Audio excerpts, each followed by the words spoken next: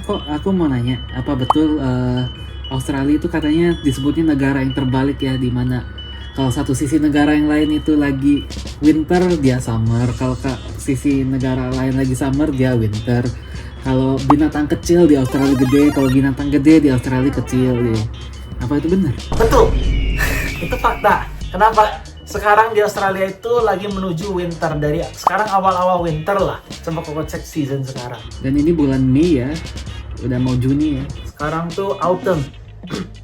June to August is winter. Berarti sekarang udah mulai-mulai dingin. Udah mulai-mulai winter.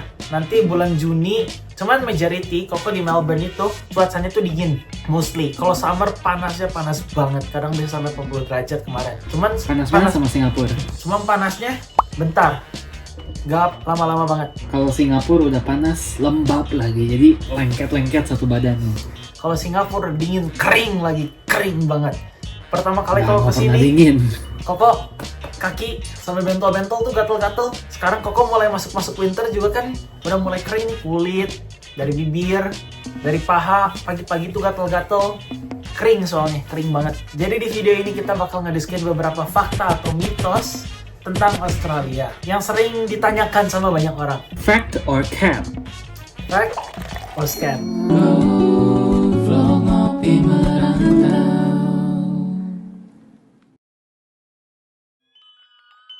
Nama aku William, aku adalah project manager di Australia. Sudah 10 tahun di Australia di sini belajar dan kerja. Saya Riman Harrison, saya sudah hidup di Singapura selama 10 tahun belakang ya. Saya sekarang kerja sebagai AI engineer. Sekarang kita bakal ngediskusiin beberapa mitos atau fakta di Australia yang sering dibahas sama banyak orang. Kita ngopi merantau, kita ngambil kopi kita, ayo kita ngobrol sambil santai-santai, kita grab kita kopi kita.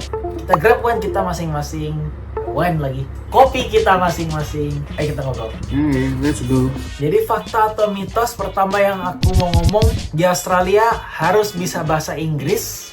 Menurut kamu gimana deh? Itu kan memang negara jajahan Inggris dulunya ya, walaupun orang aslinya orang aborigin ya sebutnya. Ya, tapi ya harusnya pasti harus bahasa Inggris lah. Negaranya juga mother tongue-nya bahasa Inggris kan. Negara bule. Mitos. Kenapa mitos? Banyak orang di Australia udah resident pun nggak bisa ngomong Inggris. Terutama orang-orang Chinese, terus orang-orang Vietnam banyak yang nggak bisa ngomong Inggris. Terus gimana hidup kalau mau belanja, mau beli apa? Ya di sini tuh ada beberapa kota-kota sabar-sabar kecil kayak Sunshine, terus Box Hill dan lain-lain. Box Hill itu Chinese outpost, berarti banyak orang di Box Hill banyak yang nggak bisa ngomong Inggris. Mereka ngomongnya Chinese sehari-hari. Koko pernah tuh ke grocery di Sunshine. Di sana, Koko ngomong Inggris, orangnya nggak bisa ngomong Inggris, ngomongnya cincong-cincong pakai Vietnam. Terus, Itu rasis gak? ya itu rasis. Ya pokoknya gitulah. Terus kadang-kadang Koko ke restoran ke restoran kebab. Inggrisnya nggak terlalu bagus ngomongnya. Hello Habibi, what's up Habibi? Kayak orang-orang kayak gitu. Berarti orang-orang yang mau apply visa kayak WHV dan lain-lain, kalau misalnya IELTS atau TOEFL harus bagus atau PTE harus bagus, itu mitos. Inggris harus bagus, nggak terlalu. Cuman Inggris harus functional, iya, kalau mau masuk Australia sekarang. Cuman di Australia pun banyak orang yang nggak bisa ngomong Inggris. Di Central Business District Melbourne, banyak orang dari mana-mana. Kayaknya ada yang datang deh. Bentar, Eli datang kali. Di CBD-nya Melbourne aja tuh, di Central Business District, gak semuanya bule. Kayaknya bulenya cuma 30-40%. 30% lah. Majority orang luar, ada orang Indo, ada orang Chinese, ada orang Korea, Jepang, dan lain-lain. Dari ya segala penjuru dunia lah. Banyak orang ke Australia mau belajar ya dari mana-mana ya. Itu terutama di Central Business District di Australia, di Melbourne. Di Sydney juga suasananya mirip-mirip sama di Melbourne. Jadi kalau di kota-kota besar, ya begitulah. Harus bisa ngomong Inggris, enggak juga. Cuman kalau misalnya bisa ngomong Inggris sedikit-sedikit setidaknya, yes, perlu. Terus kedua, binatang buas, laba-laba, buaya, hiu, ubur-ubur lah, itu benar atau enggak? Kalau misalnya Benar. Steve Irwin. Steve Irwin bukan namanya. Steve tahu, Irwin pokoknya bukan ada lah. namanya. Jadi di Australia itu, kalau misalnya kamu ke Australia buat kerja, buat kuliah dan lain-lain, bakal ngeliat binatang kayak gituan, mitos. Kalau ya, Tapi Steve Irwin baru meninggal 2006. Itu orang Australia.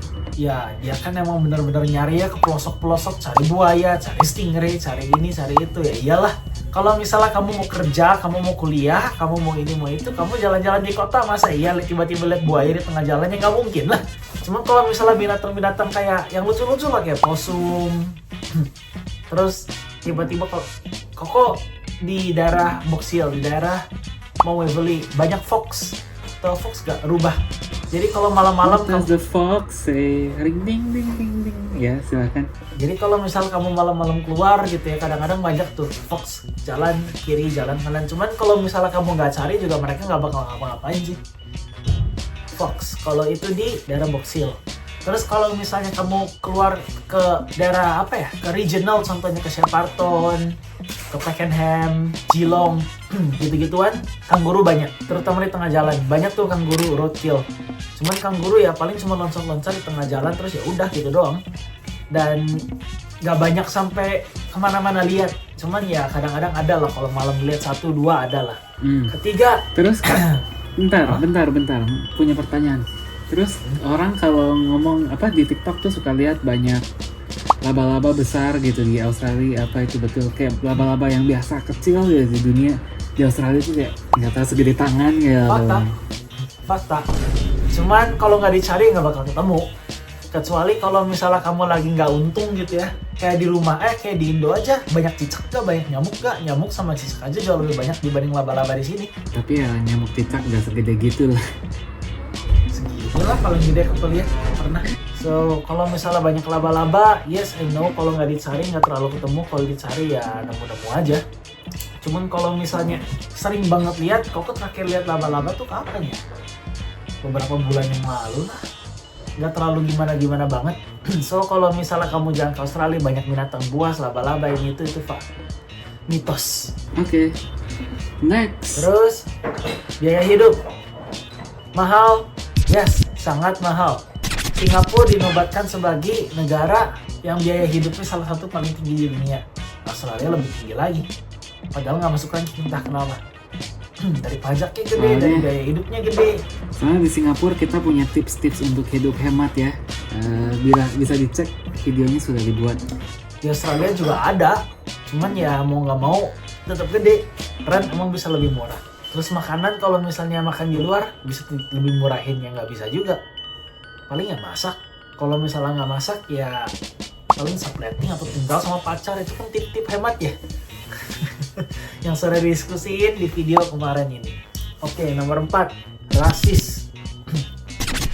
Orang-orang di sini rasis atau enggak? Bule-bule banyak yang rasis. Cuman rasisnya nggak terlalu keterlaluan sampai kayak ya gitulah. Di jalan tiba-tiba ketemu orang Asia, tiba-tiba ketemu orang hitam, hitam Asia, enggak sampai kayak gitu banget. Cuma kalau dia omongin di belakang, iya rasis. Cuma ting-tong, Koko kerja aja. Imigran tuh kadang-kadang suka dianggap rendah sama bos Koko. Cuman kalau misalnya bisa kerja, bisa dapat duit, why not gitu ya. Dan kalau misalnya kamu WHV, kamu kan cuma boleh kerja di satu employer tuh sekitar 6 bulan kalau nggak salah. Kecuali kalau kamu kerja di agriculture, di regional kayak gitu. Jadi ya sama bos juga kadang-kadang suka dianggap rendah lah. Dan meskipun kamu punya S1, kadang-kadang kamu tuh kerjanya jadi kuli. Kamu kerjanya jadi tukang petik anggur, farm, jadi labor lah. Meskipun udah punya jadi miliarder jalur buruh ya. Sudah dibuat videonya itu juga ya.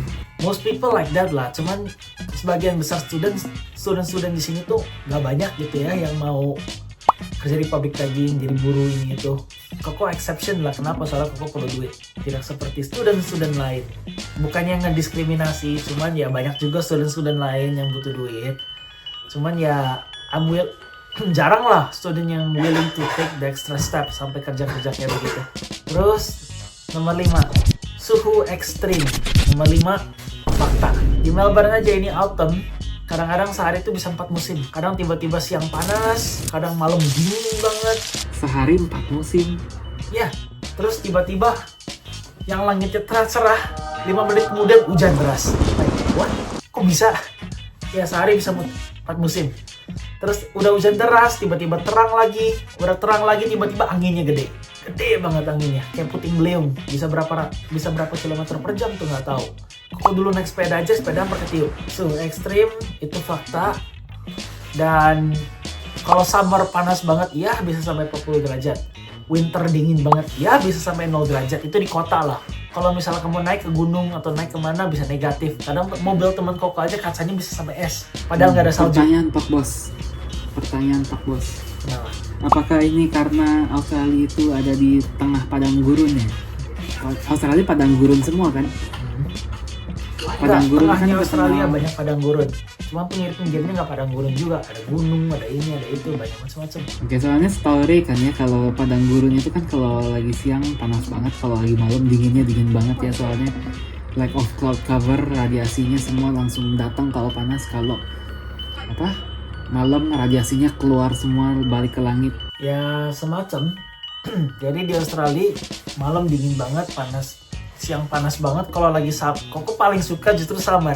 Mau meskipun panas-panas, malamnya nggak terlalu panas, nggak terlalu dingin. Malamnya masih ya manageable lah. Cuma siangnya panas banget. Kalau misalnya lagi autumn, lagi spring, harusnya oke-oke aja, cuman dingin. Sekarang autumn menuju winter, ya cuaca dingin, tiap hari aja Koko pakai jaket di rumah. Terus kalau winter ya dingin lah. Kadang-kadang naik sampai derajatnya 2 digit aja udah berterima kasih. Winter biasa di bawah 2 digit. Kayak dari 0 derajat sampai 9 derajat. Kalau misalnya digitnya naik aja sampai 10 atau sampai 11, kadang-kadang orang, wih hari ini 2 digit, ayo keluar. Itu winter di Australia. Ada salju? Nggak ada. Anehnya nggak ada salju. Hujan es ada.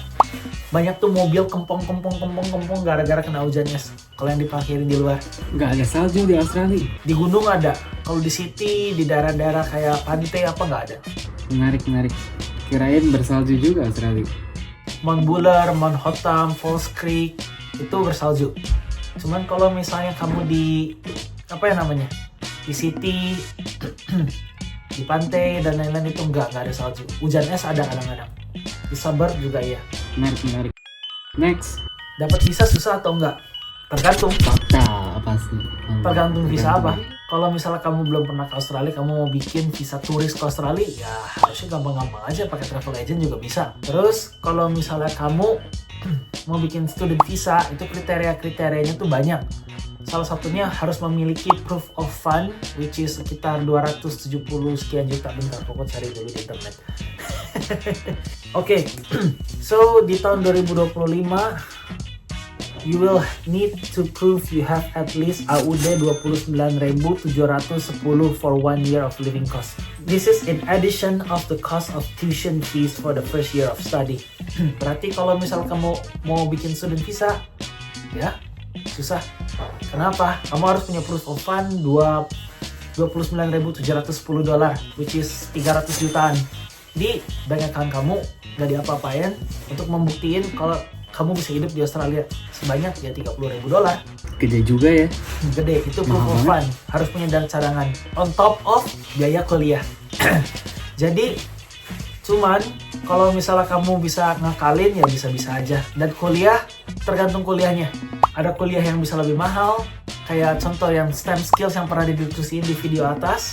Kuliah STEM skill di biaya hidup Australia itu bisa mahal. Kalau misalnya kamu ikutan TAFE, kayak contoh kuliah-kuliah, banyaklah kuliah-kuliah yang bukan kayak benar-benar pelajaran kimia, fisika, dan lain-lain kayak gitu. Itu harganya bisa lebih murah. Atau enggak, dapat beasiswa buat kuliahnya. So, meskipun dapat beasiswa, kamu harus menunjukkan kamu harus punya proof of fund of at least 29.710 AUD. Bahkan kalau ada beasiswa pun segede gitu proof of fundnya. Sepertinya sih iya ya. Cuman kamu harus punya proof of fund untuk mendapatkan student visa. Untuk WHV juga ada namanya proof of fund. Kalau misalnya kamu mau bikin WHV, kamu juga harus punya proof of fund of at least $5.000. Dan kamu kalau misalnya mau pakai WHV, kamu tuh syaratnya harus punya S1 dan kamu harus diakuin sesuatu sama government Indonesia. Jadi sistemnya tuh ada kayak kuotanya gitu lah setiap tahun WHV. Dan kalau kamu udah pernah student visa, kamu nggak bisa downgrade visa. Jadi student harus upgrade ke 485. Dari 485 harus upgrade ke PR. Kalau misal kamu balik lagi student, kamu harus belajar sesuatu yang di atas pelajaran kamu yang terakhir. Contoh sekarang, Koko master. Koko nggak boleh pakai student visa belajar bachelor lagi. Koko harus belajar master ke atas kalau misalnya Koko mau balik lagi student visa. Atau ada satu lagi caranya di student dependent visa. So, dari student nggak bisa balik ke WHV. Itu sepengetahuan Koko ya. Kalau misalnya ada yang lebih tahu, silahkan komen di bawah sana. Aku juga bukan migration agent, aku bukan orang visa. Cuman WHV harusnya lebih simpel dari student. Udah kayak gitu, setelah WHV ada yang namanya protection visa kalau misalnya mau kerja di sini. Protection visa itu visa yang ngaku-ngaku homo, ngaku-ngaku di abuse di Indo, terus cari pengungsian di Australia. Itu ada kemungkinan repot ya. Temen Koko juga kemarin harus sidang kesini, sidang kesana, lumayan repot. Itu nanti Koko bakal buat podcast lagi, nanya temen Koko gimana caranya dia dapat visa dan lain-lain, dan Koko bakal undang di podcast ke depan. Kalau misalnya bikin visa turis harusnya lebih gampang. So, visa gampang atau visa susah tergantung visa apa. Jarak dan transportasi. Nomor 7. Kalau misalnya kamu tinggal di CPD, itu kalau kamu mau ngomongin jarak dan transportasi, itu tuh tergantung kamu tuh mau ngapain. Kalau kamu mau kerja, ya jauh. Bisa sampai 30 kilo, bisa sampai 40 kilo ke kantor.